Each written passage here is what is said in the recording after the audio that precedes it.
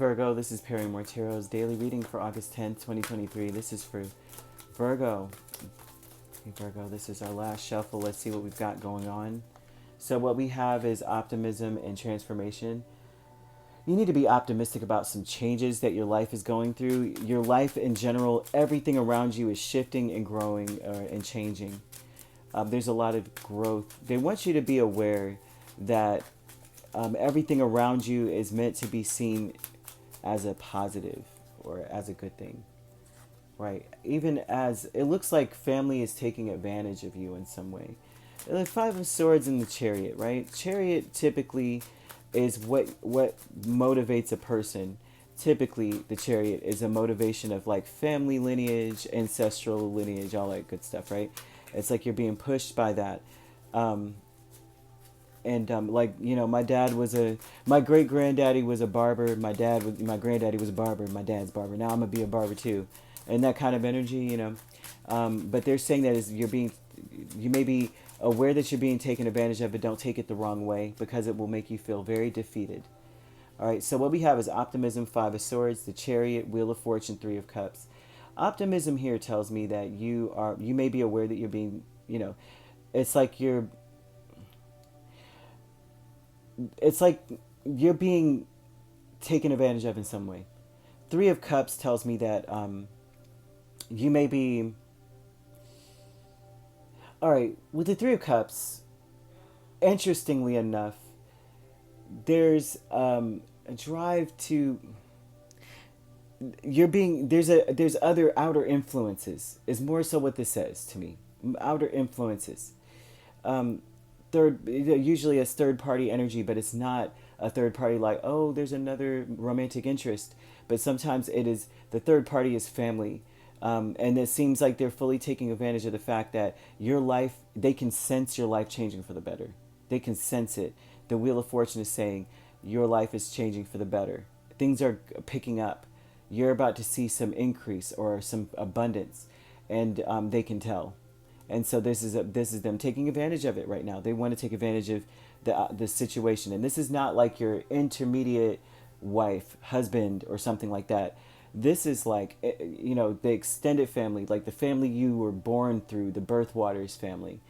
Because that's what usually drives a person with a chariot. You know, that's where you grow up in an environment. You know, when they made these, when they fashioned the imagery and the energy of these, that's what usually used to drive a person. Is like, well, my parents were cobblers, I'm going to be a cobbler. And that's where you're headed. You know, that's where I'm headed. I'm in the chariot. I'm just going. Hopefully I was born to a family that were lords and, you know, and whatever. And so anyway, you know, royalty. But transformation here with the Tower and Eight of Swords tells me that you're breaking free of this, or that you may need to continue. Your optimism is going to fuel you to block them, or block this energy, or ignore them, or just not answer the phone for them today, or not even deal with social media. It's like you may just turn it all off and take a break, because there's things changing in your life for the better. And you may be able to sense that they can feel it. Something good's happening for you, and now they're in gossiping and trying to lead you on the path of whatever they want to lead you to, and you've been stuck in this for some time with the Eight of Swords. You may not even, this is imperceptible stuff, right? This is like belittling to get you to do something. That's what this looks like here to me. Okay, doesn't necessarily mean like your parents are bad people or anything like that. It's just that it seems as though that's what's coming out now with the transformation in Tower and Eight of Swords. Though that just tells me that your life, you're going to be breaking free from this. You can probably feel it today. Like, I need to take a break. I need to get away from this for a second. Your higher self, Queen of Swords and Five of Wands, is like bucking at the system. Your higher self is screaming at you to buck at the system, or cut out any outer influence that is going to conflict with how you truly feel about yourself. Because there shows that you've been stuck in this battle or this struggle within yourself. This is a struggle within, and that you're cutting it out. You're looking at it in an unbiased way. Your mind's very clear. Take advantage of it. Your mind is telling you your thoughts. The way that you're seeing things is like, I don't need this kind of struggle in my life, right? You don't have to agree with where I'm headed, but you're not about to steer my ship, or you're not about to steer my horses in any direction. I know where I'm going. My life is changing for the better, and I'm not going to be put back in this box. Like, no. A creative endeavor with the Seven of Swords and the Ace of Cups. You have a new opportunity here. But there's a new opportunity. You may be, this looks like I'm booked in busy energy. But honestly, what this looks like, right?